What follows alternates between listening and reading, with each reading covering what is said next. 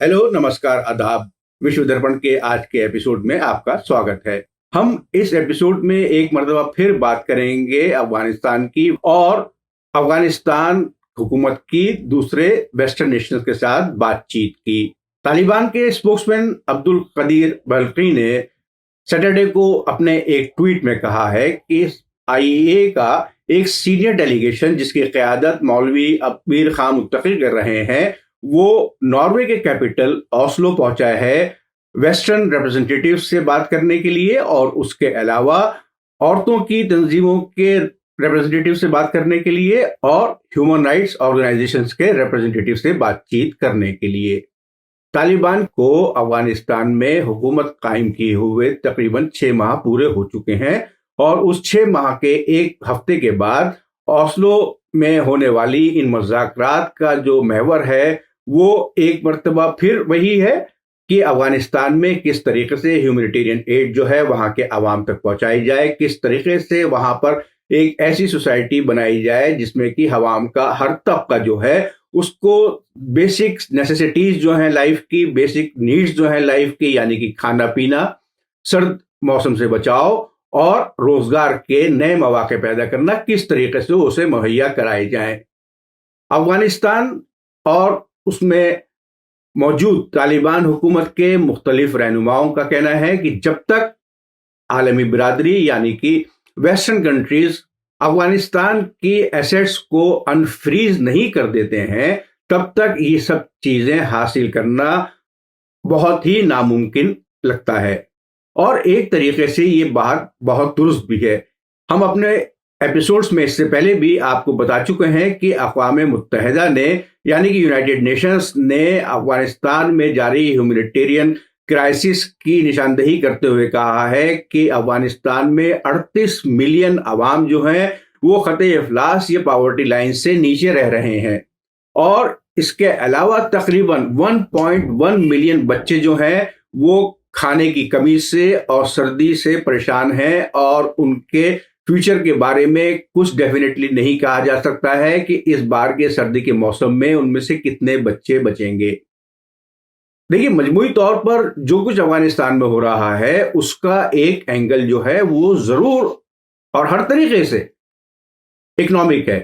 क्योंकि जब आप किसी भी मुल्क की एसेट्स को अपने एकतरफा तौर पर फ्रीज कर देंगे, उस मुल्क को ये आज़ादी नहीं देंगे कि वो मुल्क जो है किस तरीके से अपने ट्रेड रिलेशंस और इकोनॉमिक रिलेशंस को दूसरे ममालिक के साथ जारी रखे, किस नहज पर अपनी इकोनॉमी को बिल्डअप करे ताकि वो ज़्यादा से ज़्यादा अपने आवाम के लिए प्रोग्रेस और डेवलपमेंट के अलावा वेलफेयर एक्टिविटीज़ के अंदर एक खातिर खा और एक गोल ओरिएंटेड डिलीवरी जो है वो मैकेनिज्म पूरा कर सके। वेस्टर्न कंट्रीज ने अफगानिस्तान में आईईए हुकूमत के क़याम के फौरन बाद अमेरिकन बैंकों और दीगर वेस्टर्न कंट्रीज के अंदर मौजूद अफगानिस्तान बैंक्स के सारे एसेट्स फ्रीज कर दिए थे, जो कि तकरीबन 100 खरब डॉलर के करीब मौजूद हैं। अफगानिस्तान हुकूमत के नुमाइंदों का कहना है कि जब तक आप ये एसेट्स अनफ्रीज नहीं करते हैं, तब तक हुकूमत किस तरीके से अपने खर्चे और अपने ब्यूरोक्रेट्स के खर्चे और प्रोग्राम्स के जो खर्चे हैं वो अखराजात किस तरीके से पूरा करेगी। क्योंकि गुज़िश्ता 20 साल के दौरान जिस तरीके से अफगानिस्तान की पूरी इकोनॉमी को वेस्टर्न कंट्रीज ने एक नया इकोनॉमिक पैराडाइम दिया था कि अफगानिस्तान की इकोनॉमी का 70% हिस्सा जो है वो international ad agencies humanitarian add या ह्यूमन असिस्टेंस के लिए अफगानिस्तान को मुहैया कराती थी और उस 70% के जरिए अफगानिस्तान हुकूमत अपना काम, अपने खर्चे और पीपल ओरिएंटेड वेलफेयर प्रोग्राम्स जारी रखे हुए थी, जिसमें से कि अब तक यही इल्जाम लगते चले आए हैं कि उसमें से बहुत कम हिस्सा जो है वो दरअसल अफगानी अवाम की जेबों तक पहुंचता था या उनकी हालत को सुधारने के लिए पहुंचता था। उसमें से एक बड़ा हिस्सा जो है वो करप्ट अफगानी पॉलिटिशियंस, अफगानी मिलिट्री लीडर्स की जेबों में पहुंच जाता था। मजमूई तौर पर ऐसा ही लगता है कि जैसा तालिबान के मुख्तलिफ स्पोक्समैन ये कह रहे हैं कि ये बातचीत जो है उसमें हम वेस्टर्न ममालिक से एक बार फिर मुतालबा करेंगे कि वो अफगानिस्तान की एसेट्स को अनफ्रीज करें ताकि अफगानिस्तान का डेवलपमेंट और उसके रोजमर्रा के काम जारी रहें। लेकिन इसके साथ ही साथ जिन कंट्रीज ने और खासतौर से नॉर्वे ने जो कि इन मुज़ाकरात की मेजबानी कर रहा है, उसकी फॉरेन मिनिस्टर एनिकेन हाइटफेल्ड ने कहा है कि इस कॉन्फ्रेंस से आपको ये नहीं मानना चाहिए कि वेस्टर्न कंट्रीज ने या नॉर्वे ने किसी भी तरीके से अफगानिस्तान हुकूमत को रिकॉग्नाइज कर लिया है। अब ये एक बहुत ही कॉन्ट्राडिक्टरी बात लगती है कि आप किसी मुल्क की हुकूमत को रिकॉग्नाइज नहीं कर रहे हैं, लेकिन साथ ही साथ उसके एक हाई लेवल डेलीगेशन को आप अपने यहां मदऊ कर रहे हैं, अपने यहां बुला रहे हैं बातचीत करने के लिए। तो इससे क्या समझा जाए और इससे क्या मायने निकाले जाए? या यही कि जो डिफेक्टो हुकूमत है अफगानिस्तान की, वही वहां की असली हकदार हुकूमत है? और अगर है तो फिर आप उसके ऊपर ये सारी पाबंदियां, ये सारे रिस्ट्रिक्शंस क्यों लगाए हुए हैं? अपने एक स्टेटमेंट में हुइटफेल्ड ने यह भी कहा कि हमको इन डिफेक्टो एलिमेंट्स से अफगानिस्तान में बातचीत करनी होगी, क्योंकि हमें इस बात को भी यकीनी बनाना है कि वहां की पॉलिटिकल सिचुएशन जो है वो वहां के ह्यूमैनिटेरियन डिजास्टर को और ज्यादा मजीद खराब ना करे और वहां के अवाम को वेलफेयर की चीजें जल्द से जल्द मुहैया कराई जाएं। 15 रुकनी इस तालिबान डेलीगेशन की क़यादत वहां के मकाम फॉरेन मिनिस्टर अमीर खान मुत्तकी कर रहे हैं। तालिबान के शफीउल्लाह आजम ने यह कहा है कि वेस्टर्न कंट्रीज जो हैं वो अफगानिस्तान की एसेट्स को अनफ्रीज करें और किसी सियासी तनाव की वजह से या सियासी इशू की वजह से वो एक आम अफगानी को परेशान होने से रोकने की तदबीर सोचें। तालिबान के एक दूसरे सीनियर स्पोक्समैन ज़बीउल्लाह मुजाहिद ने सैटरडे को एसोसिएटेड प्रेस को दिए गए अपने एक इंटरव्यू में कहा कि हमारी उम्मीद है कि अब माहौल जो है वो लड़ाई की बजाय एक पुरअमन माहौल अफगानिस्तान में कायम होगा और इस बातचीत से भी हम यही समझते हैं कि लड़ाई की बजाय बात फोकस रहेगी अफगानिस्तान के डेवलपमेंट के ऊपर और वहां पर पीसफुल एटमॉस्फेयर कायम करने के लिए। लेकिन इसके साथ ही साथ अभी तक इन मुज़ाकरात या इन कंसल्टेशंस की ज्यादा तफसीलात आवाम तक या पब्लिक तक सामने नहीं आई हैं और मीडिया को भी अभी तक कल होने वाली यानी कि संडे को मुख्तलिफ विमेन ऑर्गेनाइजेशंस और मुख्तलिफ ह्यूमन राइट्स ऑर्गेनाइजेशंस के रिप्रेजेंटेटिव्स के साथ अफगानिस्तान के तालिबान डेलीगेशन के साथ जो बातचीत हुई थी उनके बारे में कोई ज्यादा मालूमात मुहैया नहीं कराई गई हैं। इसके बाद आज मुख्तलिफ मगरबी ममालिक और मुख्तलिफ मगरबी एसोसिएशंस के रिप्रेजेंटेटिव से तालिबान डेलीगेशन मुलाकात कर रहे हैं, जिसमें Norway, America, UK, France, Germany और ईयू के रिप्रेजेंटेटिव्स शामिल हैं। उम्मीद यही की जा सकती है कि इन मुज़ाकरात में कोई ना कोई ऐसा मैकेनिज्म निकाला जाएगा जिसके जरिए अफगानिस्तान के ज्यादा से ज्यादा एसेट्स को बल्कि पूरी एसेट्स को अनफ्रीज कर दिया जाए और अफगानिस्तान के बैंकिंग सिस्टम को एक्सेसिबिलिटी दी जाए वेस्टर्न कंट्रीज में उसके कैपिटल मौजूद होने की, जिसको वो अपने अवाम की बेहतरी के लिए एक इलॉबरेट प्लान के और मैकेनिज्म के जरिए हासिल कर सके। लेकिन इसके साथ ही साथ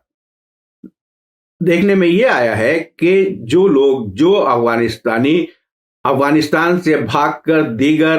मगरबी ममालिक में आबाद हो गए हैं, उन्होंने इन मुज़ाकरात को बिल्कुल नेगेटिव करार दिया है। उनका कहना है कि जब तक आप किसी रिकॉग्नाइज्ड हुकूमत से बात नहीं करेंगे तब तक आपको तालिबान हुकूमत को किस तरीके से आपने डेलीगेशन को यहां मदऊ किया है, आपके मदऊ करने से एक आम तासुर यही कायम होता है कि अफगानिस्तान की मौजूदा हुकूमत जो है वो वहां की लेजिटिमेट हुकूमत है। लेकिन इसके साथ ही साथ अगर आप उस हुकूमत से कोई बातचीत करते हैं तो इससे तालिबान एलिमेंट्स को और ज्यादा तक़वियत और ज्यादा स्ट्रेंथ मिलेगी और वो फिर से हो सकता है कि दोबारा अपने उसी नहज पे काम करना शुरू करते हैं जो अब से 20 साल पहले उन्होंने अफगानिस्तान में किया था, जिसमें से कि औरतों के हुकूक पामाल हो रहे थे, ह्यूमन राइट्स वो पामाल हो रहे थे। उसके अलावा पूरे मुल्क में एक बदअमनी का माहौल कायम था। अपने डिफेंस में तालिबान का कहना है कि उन्होंने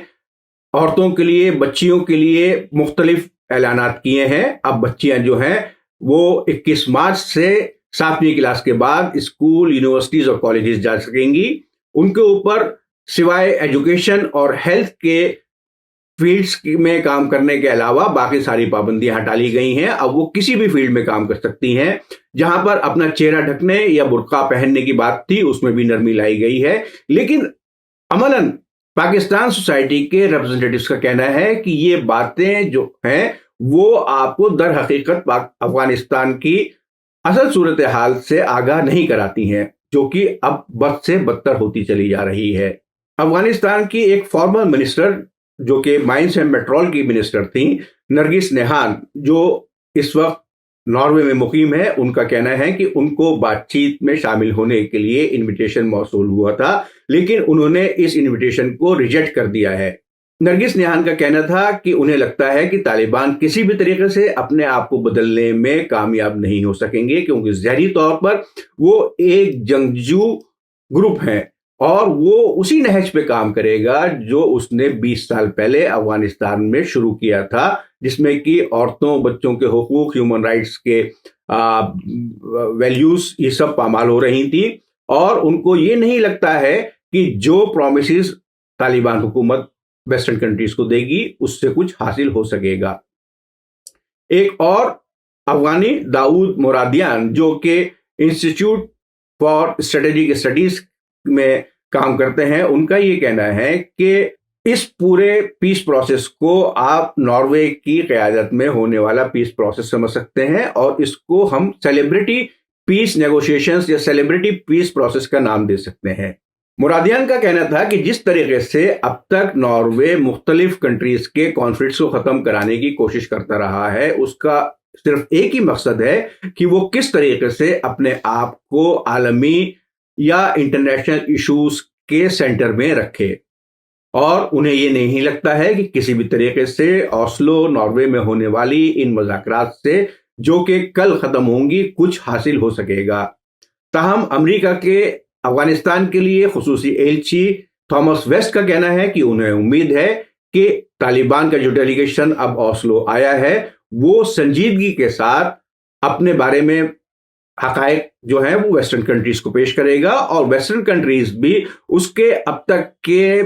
स्टेप्स की एक रिव्यू करेगा। और उम्मीद है कि कहीं ना कहीं हम बीच का एक रास्ता निकाल सकेंगे, जिससे कि हम उन चीजों के ऊपर इमीडिएट एक्शन ले सकें, जिससे कि अफगानिस्तान के अवाम जो है उनका वेलफेयर हो सके, उनको जिन हालात से गुजरना पड़ रहा है वो हालात बेहतर किए जा सकें और अफगानिस्तान में एक फंक्शनिंग डेमोक्रेसी जो कि पीसफुल कोएग्जिस्टेंस के प्रिंसिपल्स पर कायम हो, वो दोबारा कायम हो सके। उम्मीद है आपको आज का एपिसोड पसंद आया होगा। हम अपने आने वाले एपिसोड्स में आपको ओस्लो मुज़ाकरात के बारे में और अफगानिस्तान में होने वाली नई डेवलपमेंट्स के बारे में लगातार बताते रहेंगे। हमें अपनी राय से जरूर नवाजें कमेंट बॉक्स के जरिए। अगले एपिसोड में आपसे फिर मुलाकात होगी। खुदा हाफिज, जय हिंद। मीडिया स्टार वर्ल्ड के और वीडियो देखने के लिए हमारे चैनल को सब्सक्राइब करें और सीधे नोटिफिकेशन पाने के लिए बेल आइकन दबाएं। और अगर हमारी खबर सच्ची और अच्छी लगे तो अपने व्हाट्सएप, इंस्टाग्राम, फेसबुक और ट्विटर अकाउंट पर जरूर शेयर करें।